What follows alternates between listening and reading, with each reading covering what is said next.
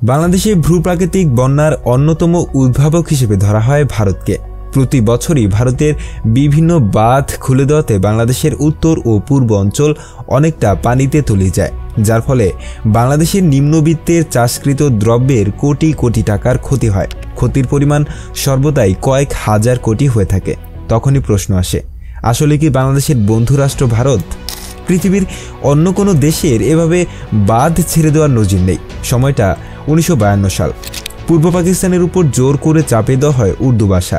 Let me make it very clear to you, leave no doubt that the state language of Pakistan is going to be Urdu and no other language.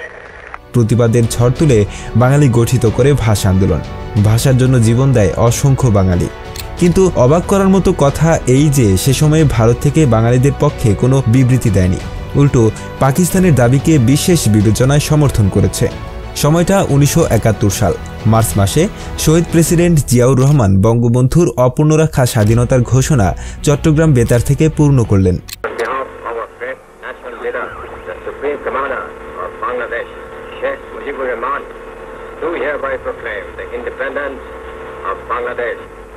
এই যুদ্ধের প্রথম থেকেই ভারত পূর্ব পাকিস্তানের পক্ষে ছিল না। তারা ভেবেছিল ভৌগোলিক ভূখণ্ডতার জন্য পশ্চিম পাকিস্তান পেরে উঠবে না। যুদ্ধের প্রায় 6 মাস কেটে যায়। পূর্ব পাকিস্তানের বাঙালিরা পশ্চিম পাকিস্তানিদের সাথে তীব্র লড়াই করে সার্বভৌমত্বের এক বিন্দু পরিমাণও ছাড় দেয় না।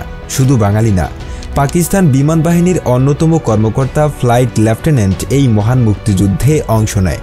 এরপরে ভারত ভাবল, যদি পূর্ব পাকিস্তানিরা দখল করে নেয় তাদের সার্বভৌমত্ব পড়বে হুমকির মুখে। অপরদিকে দীর্ঘদিন ধরে বাংলাদেশকে নিয়ন্ত্রণ করার স্বপ্ন হবে ক্ষুণ্ণ।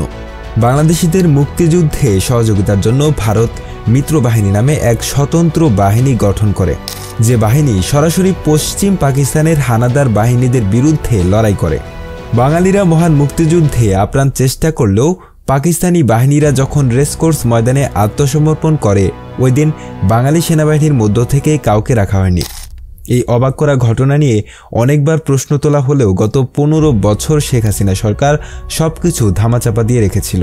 মহান মুক্তিযুদ্ধে জয়ী হয়ে পূর্ব পাকিস্তান বাংলাদেশ নামক স্বাধীন রাষ্ট্র হিসেবে আবির্ভূত হলেও ভারত সাহায্য করলেও তারা কিন্তু বাংলাদেশকে প্রথম স্বীকৃতি দেয়নি, দিয়েছিল এশিয়ার ছোট্ট একটি দেশ ভুটান।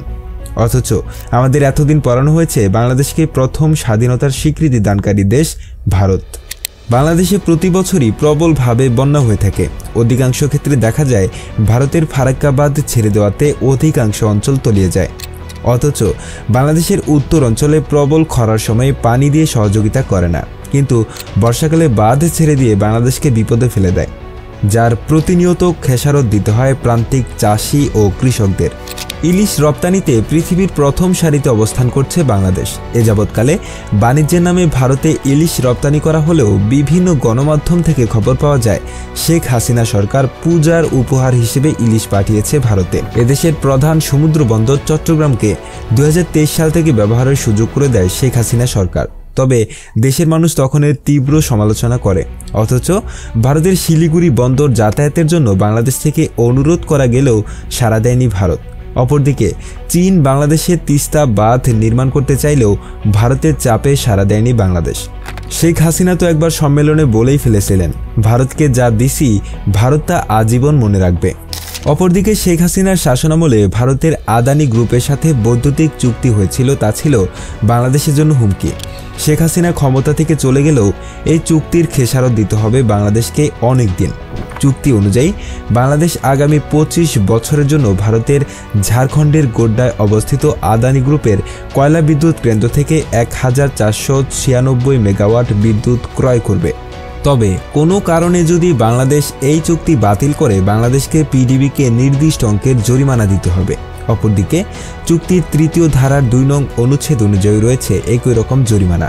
সেখানে বলা হয়েছে সর্বনিম্ন 34% বিদ্যুৎ ক্রয় করার কথা।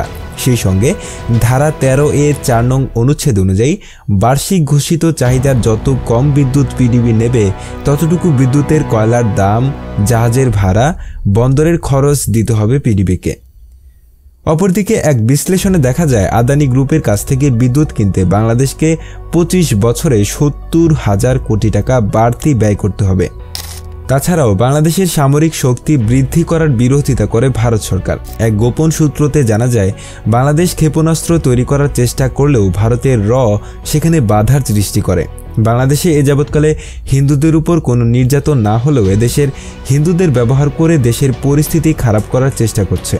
সেই সাথে বাংলাদেশের ইসলামপন্থী দলগুলো জঙ্গিবাদী দল হিসেবে বিশ্বের কাছে তুলে ধরতে ব্যাপক চেষ্টা করছে ভারত সরকার। ভারতের মুসলমানদের মোদী সরকার ব্যাপক অত্যাচার নির্যাতন করার পরে 2021 সালে যখন মুজিব বর্ষ উপলক্ষে বাংলাদেশে আসে তখন হেফাজত ইসলাম ও খেলাফত মজলিসের অন্যতম নেতা মৌলানা মামুনুর রহমানের নেতৃত্বে ব্যাপক বিক্ষোভ মিছিল হয়। ওই বিক্ষোভ মিছিলে পুলিশ গুলি করে, পরবর্তীতে গ্রেফতার করা হয়। এছাড়াও ভারত বাংলাদেশকে বিভিন্নভাবে দমিয়ে দেখার চেষ্টা করেছে অনেকবার। ছাত্র জনতার গণ অভ্যুত্থানে যে সরকার তৈরি হয়েছে ভারতের দালালি করছে এমন তথ্য পাওয়া যায় বিভিন্নভাবে। তবে আমাদের তরুণ প্রজন্ম এমন একটি সরকার চায় যে সরকার কোনো দেশের দালালি করবে না, বরং সবার সাথে সমঝোতা বজায় রেখে সার্বভৌমত্ব রক্ষায় স্বয়ংসম্পূর্ণভাবে কাজ করবে। আপনার যদি এই ভিডিওটি ভালো লেগে থাকে তাহলে অবশ্যই লাইক দিতে ভুলবেন না। আপনার মতামত জানাতে কমেন্ট করুন। আর এমন আরও কন্টেন্ট পেতে আমাদের চ্যানেলটি সাবস্ক্রাইব করুন এবং পাশের বেল আইকনটি চাপুন যেন নতুন ভিডিও মিস না হয়। আপনার বন্ধুদের সাথে শেয়ার করতে ভুলবেন না।